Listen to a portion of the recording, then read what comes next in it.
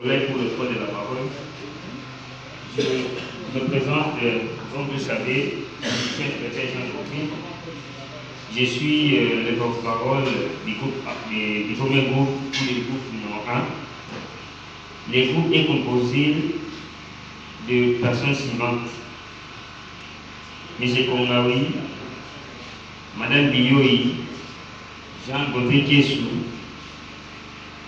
Mme Yvette, Jean-Robert Mouango et Isidore Mungamongé.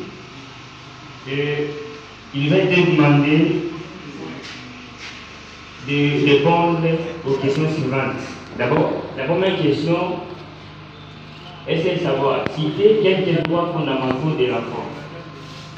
Et comme vous le savez tous, en étant inspecteur, nous avons eu à évoquer ou à relever les droits ci-après. L'enfant a d'abord droit à l'éducation. L'enfant a droit à la santé. L'enfant a droit à l'encadrement. L'enfant a droit à la protection. L'enfant a droit à l'identité. L'enfant a droit à l'hébergement. L'enfant a droit à la vie. Également aussi, l'enfant a droit à la vie privée, comme l'a si bien évoqué le directeur provincial dans son exposé. L'enfant a droit à la protection. L'enfant a droit à la liberté d'expression.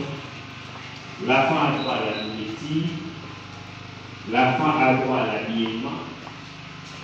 L'enfant a aussi droit à la distraction.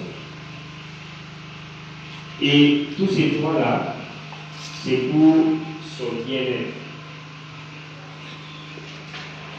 Et directement, je m'en vais à la deuxième question, qui est celle de savoir pourquoi pensez-vous que les droits de l'enfant exploité économiquement ne sont pas respectés?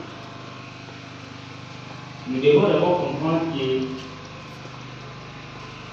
l'exploitation économique, par les termes clairs, on peut dire qu'un enfant est exploité économiquement, c'est lorsque, par exemple, vous faites travailler un enfant sans pour autant que l'enfant soit bien pris en compte ou pris en charge. Donc, vous faites travailler un enfant et que l'enfant en question n'est pas vraiment rémunéré. Donc, vous